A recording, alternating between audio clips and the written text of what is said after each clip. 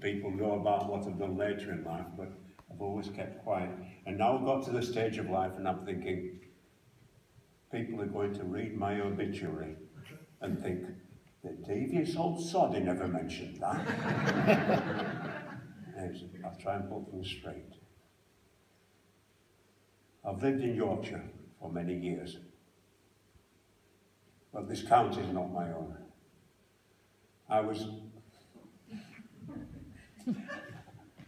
born in Lancashire.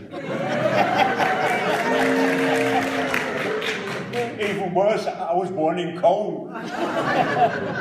I didn't want to be born in Colne. I wasn't given a choice. Curled up in the womb, no one heard my voice. They said that I was premature. I bet that made people smile to see a bride give birth halfway down the aisle. My parents didn't want children. Well, not for a year or two. Dad was really embarrassed. And Mum was in floods of tears. But the guests had come for a wedding. They had to go through with it. Mum had just given birth to a bastard. They had to make me legit. Dad gave a little girl 6pence. Today that's 2.5p. He told her to take me outside, said she could play with me. That was my very first sexual experience. But I never really felt wanted. I'd been born before they swapped rings.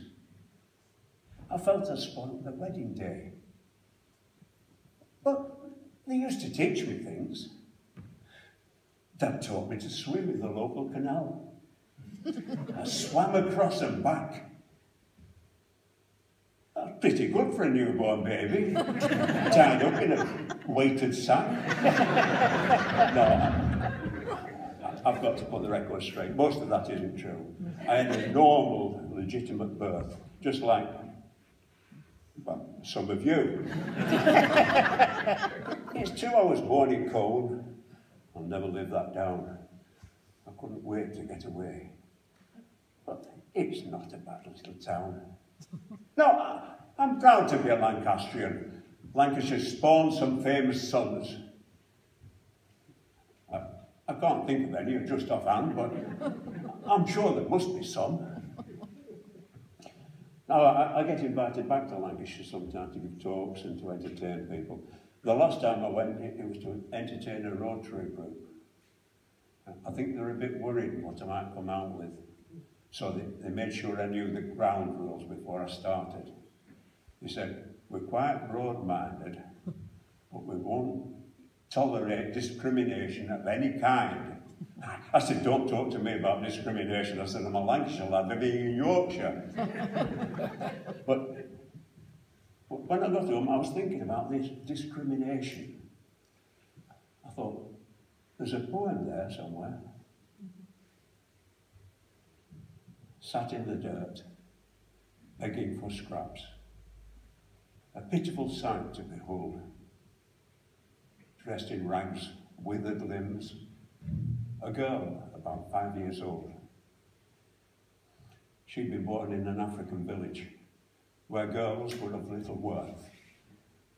When they saw her crippled and female, the child was neglected from birth. How she survived those early years is a miracle in itself.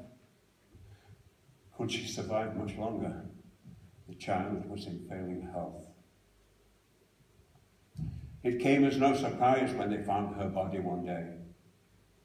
Starved of food and clean water, the child had passed away. Would someone like that enter heaven? No one knew her name. Crippled, black and female, she hung her head in shame. The pearly gates opened wide. St. Peter carried her through.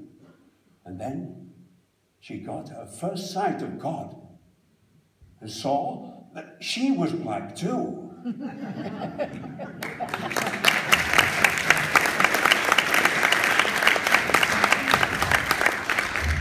I was talking about swimming earlier on. There was a swimming pool in Colne, but it was one of these indoor things, and you had to pay to go in, and you had to wear a cosy. We preferred to go skinny dipping outside. We used to swim in the reservoir. We were none of us very old. We knew we weren't supposed to, the water was deep and cold. Some days we used to swim races. Other days we just swam for fun. We didn't have cozies and towels. We just dried out in the sun.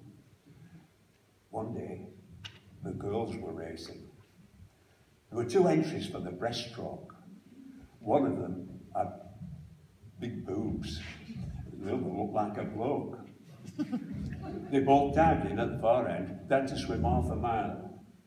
At first they were swimming neck and neck, but they had a different style.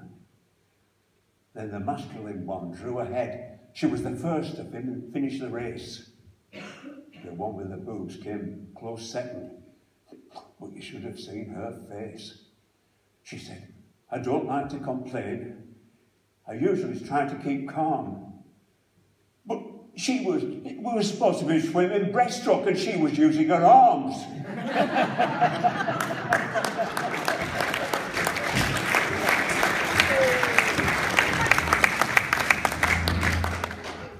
It never ceases to amaze me how much money people spend on weddings these days. Even in Yorkshire. No, but when they spend so much money, particularly if they're Yorkshire people, they want value for money. They want to make sure that nothing goes wrong. They want everything to run smooth. And I was invited to a wedding, and they were having a rehearsal. It was the night before the wedding. The rehearsal had just got started when the organist did a bottom burp, or as some would say, he farted. It was only a minor leakage. The organ covered the sound. Unfortunately, the smell dispersed before it hit the ground. Alas, that was just the beginning. The forecast was windy weather. The organist sat with gritted teeth and buttocks squeezed together. What could have caused such flatulence? Was it too many greens? Yeah, it was all the cabbage and sprouts, plus 2 tins of baked beans. The pressure built up, and suddenly, with a noise like rasping thunder, the cheeks of his bum were blown apart and his trousers ripped asunder. The choir went down like ninepins. They writhed upon the floor. The cat crept out of the crypt, cracked, and fled towards the door. The blast blew out the candles and caused the sticks to tarnish. Then it swirled around the pews and stripped off all the varnish. The smell got into the flowers and caused the blooms to wilt. And other things were wilting. The bridegroom wore a kilt. The bats fell down from the belfry and tangled in people's hair. The vicar went bright purple and gazed round in despair. He regained his composure and struck a dignified pose. Then he said, "Bloody hell," as the horrible smell got right up his parson's nose. Next morning, all was quiet. The sun was shining bright. The church hall was back to normal, deodorized through the night. The vicar gave them a pep talk. He tried to be firm yet kind. Forget what happened yesterday. Leave those thoughts behind. Look towards the future. Don't dwell upon the backside. The organist looked uncomfortable with a cork stuck up his backside. The bridegroom stood at the altar, the best man by his side. The organist flexed his fingers and played "Here Comes the Bride." The bride was looking radiant. She blushed beneath her veil. Then a warning shout, and the cork shot out. But that's another tale.